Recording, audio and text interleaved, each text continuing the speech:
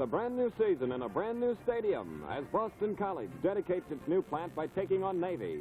These two teams met just once before in 1928 when Boston took the Middies. Today, the shoe is on the other foot. As soon as the Navy gets the ball, it weighs anchor with Captain Ned Oldham cutting back for 6 yards. Halfback Harry Hurst bursts through the line and scrambles for 8 yards as Navy racks up the first down in Boston College Stadium. To Tom Forrestal and Pete Jokanovic go the honor of completing the first pass, and it's a beauty. Good for 11 yards. Forrestal has the football flying. He whips to Dick Dagenpat in the right flat, and Navy's flyweight fullback races to the Boston 22. The Eagles of Boston College brace, but the Middies send Ned Oldham to the outside, and Ned knifes all the way to the 1-yard line. It's Oldham to the inside this time, and over he goes. It's a touchdown for Navy as it takes a 7-0 lead over the Eagles. The Middies make BC cough up the ball after 4 downs, and the fleet sets sails on the fast footwork of Tom Forrestal as he keeps for 7 yards.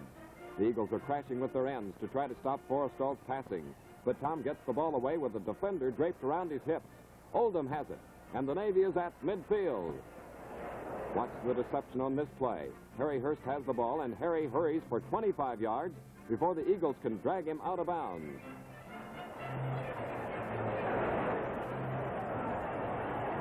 The Navy air arm swings into action again with Tom Forrestal, fading deep and triggering a toss to Wayne McKee to put the Middies on the Eagle 22.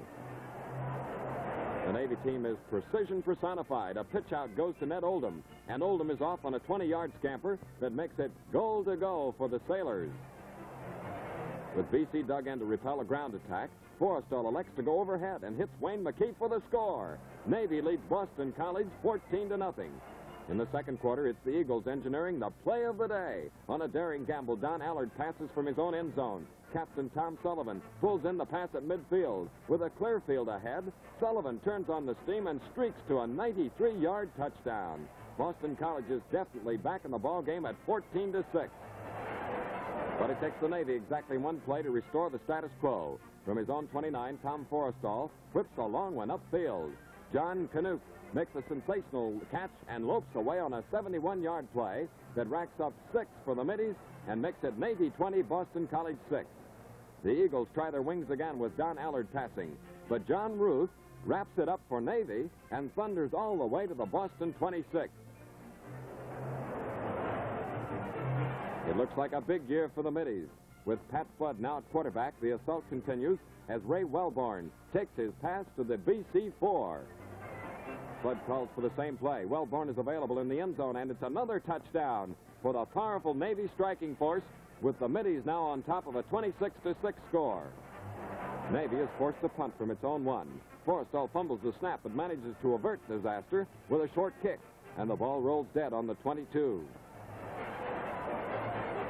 It's a golden opportunity for the Eagles, and they try to cash in on it. Alan Miller slashes for 8 yards. With just a few seconds left in the half, Miller hits the line again, but the gun sounds, and it's Navy 26, Boston College 6 after 2 periods. Third quarter, and it's Boston College passing from deep in its own territory. Long John Canuck plucks the ball out of the air, and the Middies threaten from the Eagle 26.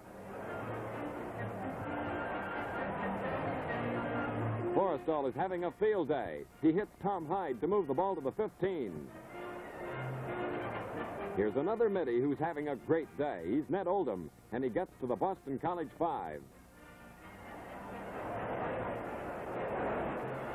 The Navy line makes a beautiful hole, and Oldham drives through to score his second touchdown. The Middies are mauling the Eagles to the tune of 33-6. The Eagles can't make a first down, but the Navy can and does. It's a bootleg play with Pat Flood rolling to his left and dashing for 14 yards. Here's another good look at Navy's deception. Number 34, Harry Hurst, has the ball. He laterals to Pat Flood, and Pat pounds to the Eagle 1. But a penalty nullifies the Middies' razzle-dazzle. The future Admirals aren't discouraged. They give the ball to Hurst again, and Harry hammers out a 20-yard gain.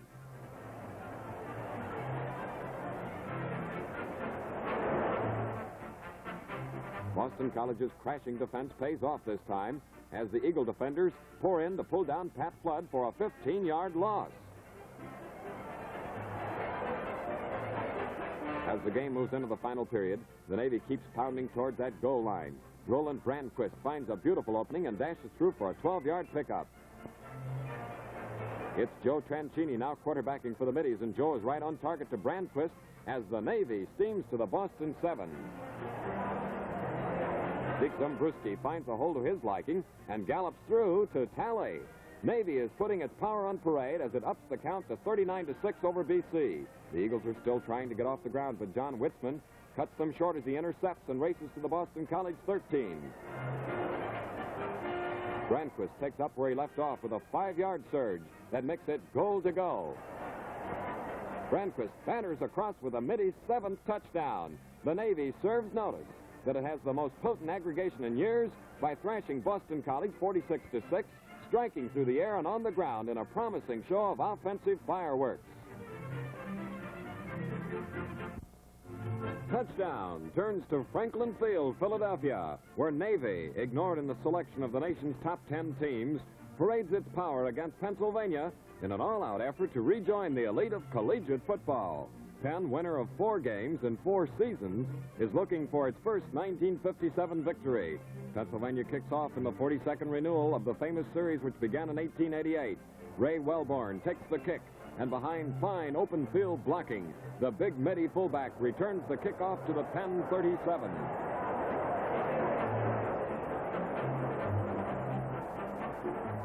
Tom Forrestal, Navy's fearless passer, picks Harry Hurst for his first touchdown pass of the day.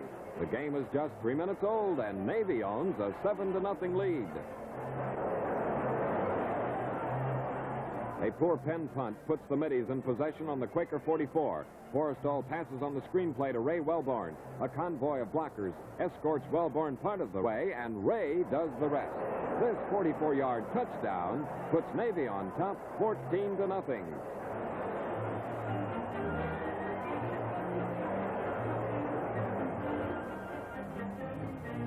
Near the end of the second period, Pennsylvania is forced to punt. Barney Berlinger boots the ball, and here's the play that Navy worked all day. Harry Hurst takes the kick at midfield, and as his blockers line up, Hurst hurries behind them. The Pens are sent sprawling like 10 pins as Hurst hikes 33 yards to the Quaker 12. Tom Forrestal and Harry Hurst quench the Sailors' scoring thirst with their second TD play of the day. At the half, Navy has everything going its way with a 21-0 shutout in the works. In the third quarter, Forrestal is still firing passes through Penn's porous defense. Ray Wellborn nabs this one for 9 yards.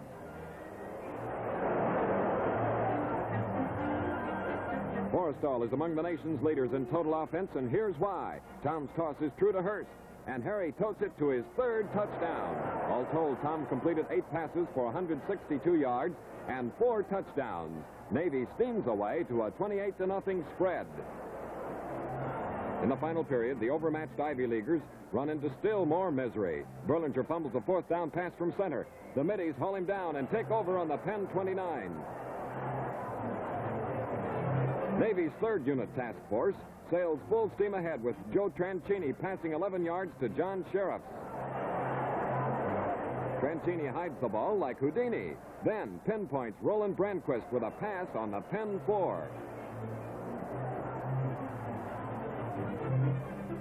Dick Zembrowski quakes the Quakers as Navy scores for the 5th time to roll up a 35-0 lead. Hopelessly behind, Penn finally decides to pass. Tom Twitmeyer connects with Charlie McKinney on the Navy 40.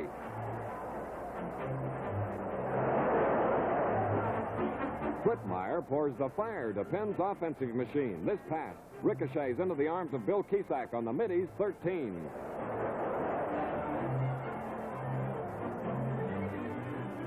The Pens are trying to avert a shutout. Twitmeyer's off the target, but Navy is called for pass interference. and Pennsylvania is awarded a first down on the midshipmen's 1-yard line. The Quakers cash in on their only scoring opportunity as Charlie McKinney carries across for Penn's first points.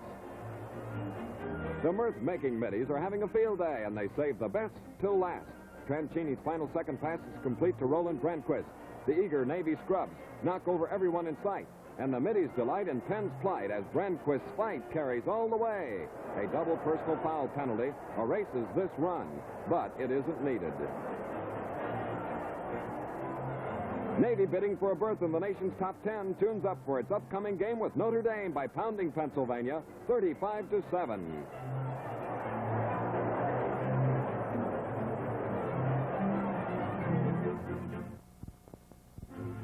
Navy's mighty fleet of midshipmen weighs anchor in Notre Dame, Indiana, where the Midi Football Brigade is primed for an upset over the nation's 5th-ranked team, Notre Dame. A loss to North Carolina mars Navy's log, while the Fighting Irish feature 4 straight wins. The Middies move well through the air, and Tom Forrestal's favorite target is then Pete Jokanovic. Hot-shot rusher Harry Hurst gives the Navy speed and drive for its land maneuvers. One of the main reasons for Notre Dame's great comeback is right halfback Dick Lynch. Another major factor behind the Irish success story is fullback Nick Pietrosante, one of the heroes of the Army victory. In the first quarter, it's the black-shirted middies striking the first blow as Tom Forrestal tosses a perfect lead pass to Wayne McKee, and the play is worth a juicy 51 yards. Navy opens up the harbor, and Ray Wellborn is through. Wellborn fumbles, but Pete Jokanovic jumps on the loose ball for an 8-yard Midi gain. The Navy needs 2 yards on 4th down, and Tom Forrestal decides to go all the way. Forrestal's pass is just deflected by Dick Lynch, saving a possible touchdown. The midshipmen are again sailing, but the Navy boat runs aground. The ball squeezes out of Ray Wellborn's hands and into the eager arms of Dick Lynch. Lynch lights out for the Midi goal and makes it unscathed for a 48-yard touchdown. The Irish fail to convert, but they lead 6-0.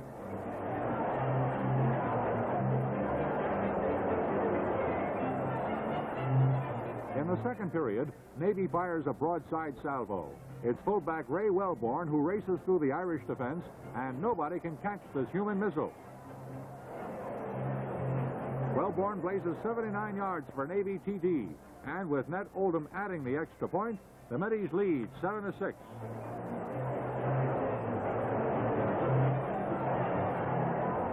A fumble gives the midshipmen the ball again, and that's Harry Hurst hammering past the Irish for an 18-yard gainer. The Telross slow-motion camera sets its sights on Tom Forrestal, who has his eye on the Irish goal as he keeps and moves the pigskin to the Notre Dame 27-yard line.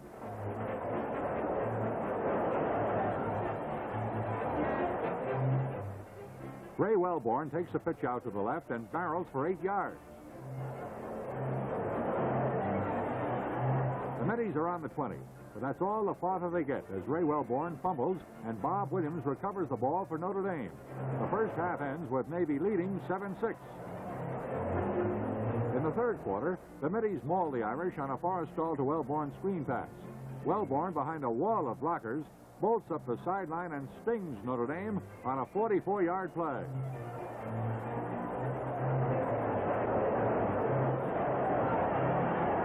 Forrestal, Navy's hip pocket quarterback, zeroes in on Pete Jokanovic, who gets to the 1-yard line. The Middies stun Notre Dame again as Ray Wellborn takes a perfect nosedive plunge into pay dirt. Navy now leads 14-6. The green and gold try to get started in the air, but George Izo's pass is grounded by Milan Mansilovic, and once again, Navy rests in the Irish green. On a crossbuck, Ronnie Brents takes the Naval Task Force 10 yards closer.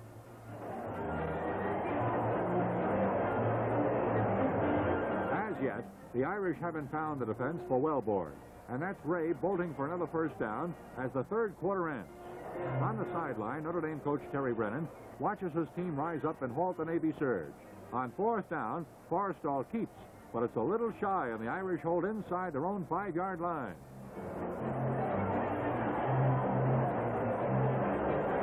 controlling the ball, and Forrestal harasses the Irish with a 13-yard pitch to Pete Jukanovic. Forrestal, one of the nation's best passers, directs another Medi attack with the help of Ray Wellborn. Wellborn gathers in Tom's toss and tears to his third touchdown of the game. It's mission accomplished as the midshipmen march to a 26 lead.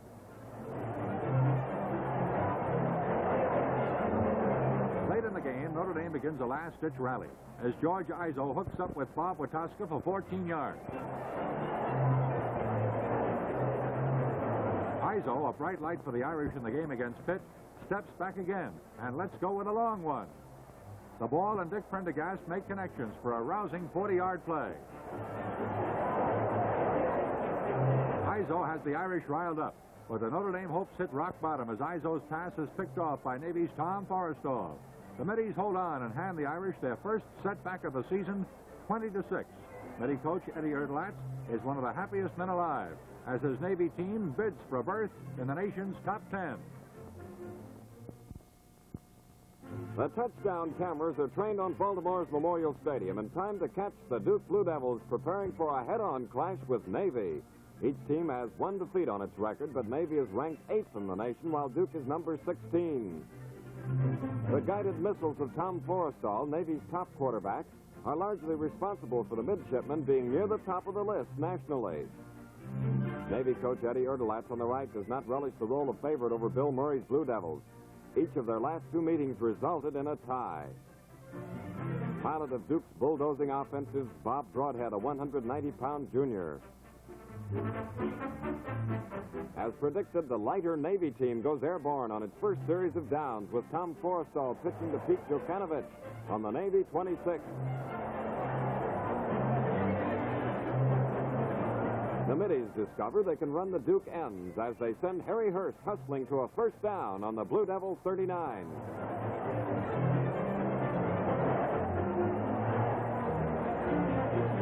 Forrestal has the Middies moving nicely. Tom comes back and fires a beauty to Harry Hurst on the Duke 22. Forrestal has a short fuse on this one. Jukanovic grabs it and plunges all the way to the 12. The Navy charge explodes in the end zone. Tom Forrestal fires and Wayne McKee has it. The Middies fail to convert and lead 6-0 after one period.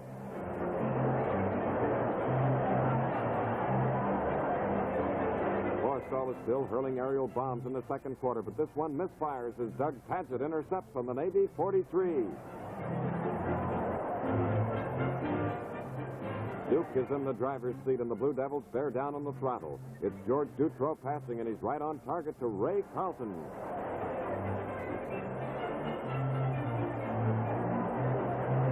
Watch Duke power pay off.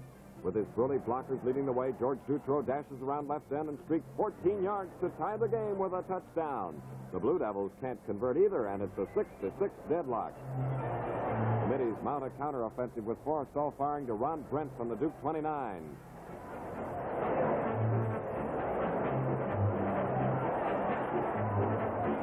Forrestal is out to break that tie as he hurls a pass into the end zone. But Duke has the last laugh as Ray Carlton intercepts, and the half ends with the game all tied up.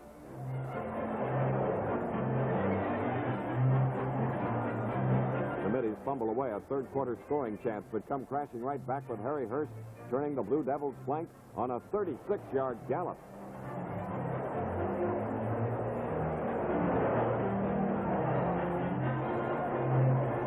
Fullback Ray Wellborn gets a chance to try his hand at passing and wishes he'd tried something else as Ray Carlton and Bob Broadhead combine on a sensational interception to take over for Duke. In the final minutes, the Blue Devils put on a determined drive. Bob Broadhead hits Phil Dupler on the Navy 12.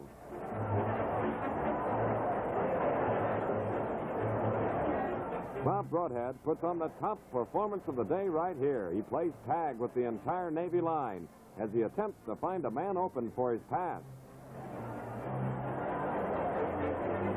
Broadhead gets out of one impossible situation after another, and our cameraman finally runs out of film as he gets ready to pass to Dave Herm on the 2.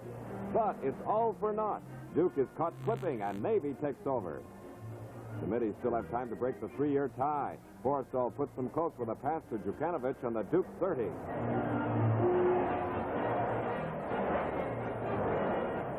It's 4th and 10, and Bob Reese-Snyder attempts a 37-yard field goal. It's short and wide, and there's not enough time left on the clock for Duke to rally. For the 3rd year in a row, Navy and Duke fight to a draw and keep their bowl hopes alive. Eddie Erdelatz and Bill Murray both vow that next year will be different.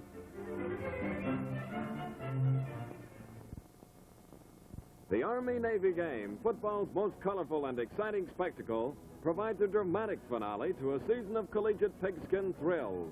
Despite a cold, steady rain, the 58th renewal of the Inter-Service Classic finds 101,000 spectators jammed into Philadelphia's vast municipal stadium. Navy needs a victory to earn a Cotton Bowl bid. A win by Army will give the Cadets the Eastern Gridiron Championship and the Lambert Trophy. Navy is ranked number 8 in the nation, while Army is number 9. Navy comes up with a great play in the first quarter. Tom Forrestal flips a pass to Ned Oldham. Oldham laterals to Ray Wellborn, and Ray rips to the Army 42.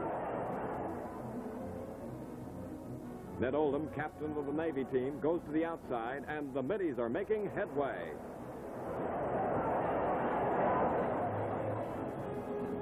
Navy's big guns fire a broadside salvo in the form of Ned Oldham. Like John Paul Jones, Oldham won't give up the ship as he steams into the payoff court with a touchdown. At the end of the first quarter, it's Navy 7, Army nothing.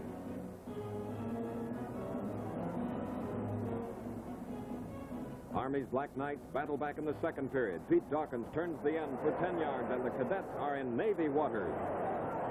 Dave Borland on the rollout play shoots a strike to Dawkins, who's down on the Navy 29. Borland fakes fullback Vince Barta into the line, and Barta clears the way for a 6-yard play by Pete Dawkins. Army is on the Navy 9-yard line, but Borland bobbles the ball. Midshipman Bob Caldwell recovers as Navy torpedoes this Army offensive. The Middies make their way to midfield, but as Tom Forrestal passes, the sailors hit stormy seas. Dave Borland intercepts for Army, and the Cadets are in the driver's seat on the Navy 47.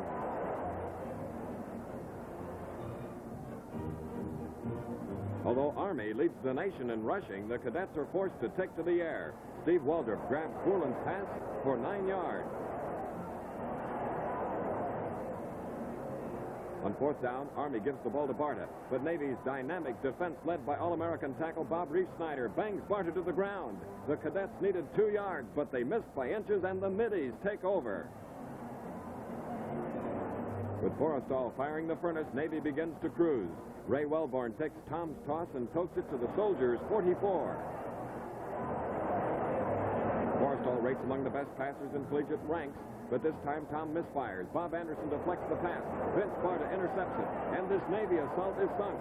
At the half, the midshipmen have 1 foot in the Cotton Bowl, for they lead the Black Knights 7-0.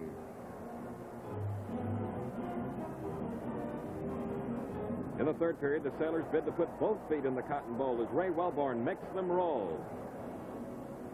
Upset by North Carolina and tied by Duke, Navy is not to be denied today. Ned Oldham shakes loose, and the midshipmen roar their approval. Tom Forrestal has the Navy battle wagon going full steam ahead. Wellborn takes this pass for a first down on the Army 37.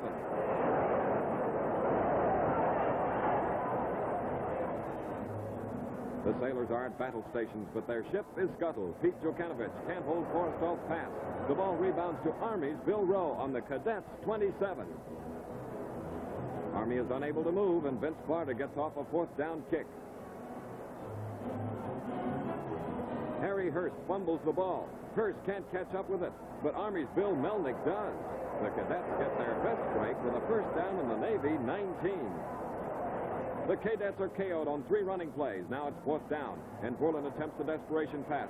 Tom Forrestal dives to make a sensational interception, and Navy preserves its 7-0 edge. 4th period highlights find Army with his back to the wall punting. Vince Barta boots in the end zone to the Cadets' 44. The ball is taken by Oldham. The Cadets dread Ned, and here's why their coach has told them of Oldham, but not how to hold him. As Ned notches a thrilling touchdown, his second of the game. Oldham adds the extra point, and he personally has accounted for Navy's 14-0 lead. Their vaunted ground game completely bottled up. The Black Knights take to the air. Dave Borland's long pass is stolen by Ned Oldham. Oldham is playing the game of his career, and it couldn't come at a more opportune time. Navy is threatening again.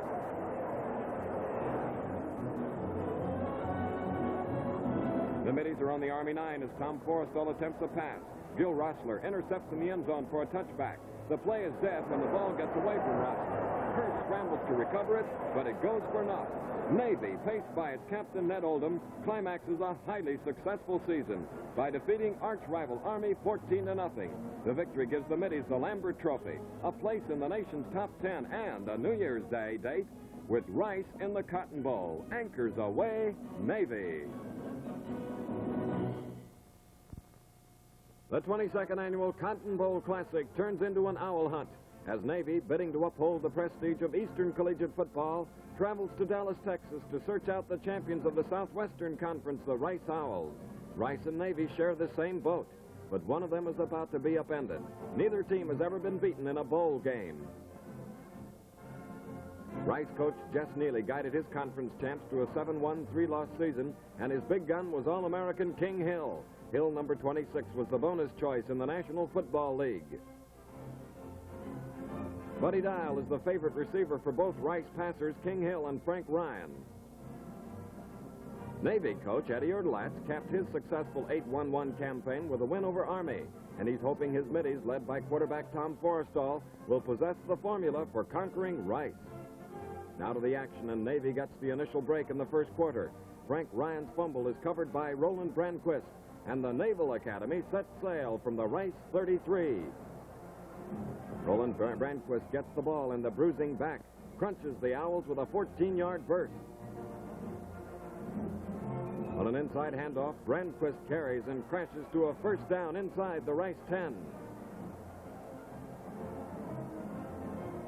Joe Tranchini clips the Owls' wings as he shoulders into the end zone, and it's touchdown, Navy. The middies march to another counter in the second period, and at halftime the score is Navy 13, Rice nothing. In the third quarter, the breaks are going against Rice. Ray Chilton fumbles, and John Ruth recovers for Navy on the Rice 20. Here's Navy at its best. Watch the option play in slow motion. Forrestal pitches out to Ned Oldham.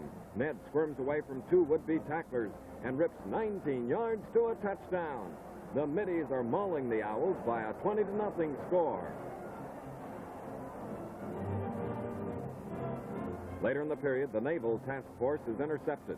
Forrestal's pass bounces out of Pete Jokanovich's hands and into the waiting paws of Bob Williams. Rice owns the ball on the Navy 36.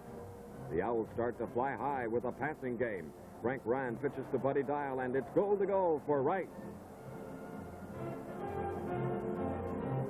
Frank Ryan cranks up his passing arm again, and this time his toss is worth points.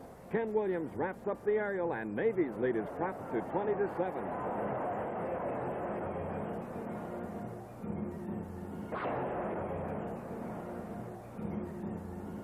In the final quarter, the middies zero in on the Rice goal with Tom Forrestal guiding a missile to Pete Jukanovich for 12 yards.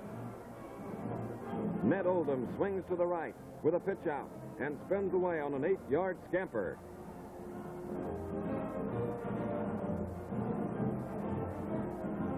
But on fourth down from the 3-yard line, Buddy Dial comes up with a defensive gem as he knocks down an almost sure touchdown toss, and Rice takes over. Time is running out, but Frank Ryan whips up an offense as he carries into the slot for a 12-yard gainer. Frank Ryan steps back to pass, but he's rushed hard.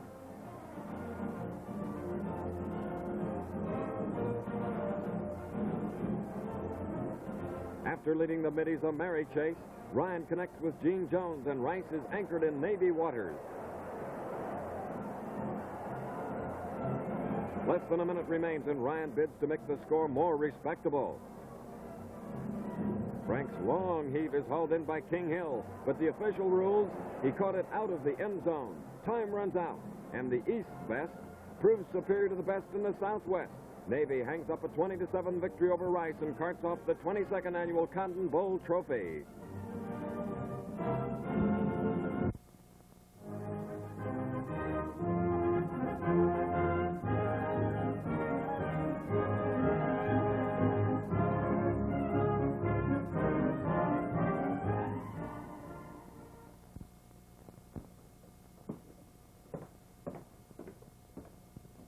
Ladies and gentlemen, we are here making a movie that deals with the men of the Navy and the Marine Corps in World War II.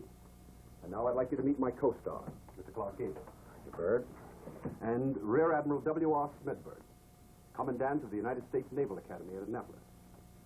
Admiral Smedberg is the national coordinator of a drive to raise money for a Navy Marine Corps Memorial Fund. Welcome aboard, sir. Thank you very much, Bert. Bert, Admiral Smedberg has just been telling me of a plan to build a memorial stadium in honor of our Navy and Marine Corps. You know, I think that's a tribute long overdue.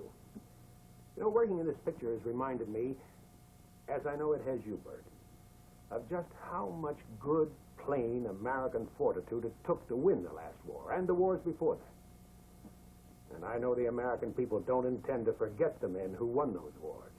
Admiral Smedberg, I'm sure our audience would like to know how they may contribute to this fund. Thank you, Clark. We're building the Navy Marine Corps Memorial Stadium at Annapolis, Maryland, as a tribute to all those who've ever served in the Navy or Marine Corps of the United States, or who still may be serving.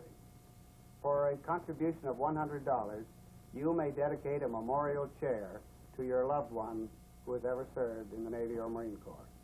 For a smaller contribution of, say, $5 or $10, you may feel that you, too, have had a share in building this stadium. Send your contributions to Memorial Stadium, Annapolis, Maryland. Admiral Smedberg, as you know, we are planning a series of premieres of Run Silent, Run Deep throughout the country this coming spring. The proceeds to go to this fund for the Navy Marine Corps Memorial Stadium. We consider it a privilege to be able to make this contribution, not only in honor of the men of the Navy and the Marine Corps, but also as a small measure of thanks for the wholehearted contribution and support that you of the Navy have given us in the making of this picture. Without your help and advice, this picture could not have been made. Thank you, Bert. We think it's going to be a crackerjack. However, ladies and gentlemen, the proceeds from the premieres of Run Silent, Run Deep are only a very small drop in a very large bucket. Admiral Smedberg tells me there is a minimum need of $3,100,000 necessary to build this stadium. I have here in my hand a booklet which describes the projected memorial stadium. The dedication here on the first page says better than any of us can exactly what the real meaning of this memorial is. I'd like to read it to you. This stadium is dedicated to those who have served and will serve, upholders of the traditions and the renown of the Navy and the Marine Corps of the United States. May it be a perpetual reminder of the Navy and Marine Corps as organizations of men trained to work hard and to play hard. In war, defenders of our freedom. In peace, molders of our youth. Thank you, Bert Lancaster and Clark Gable.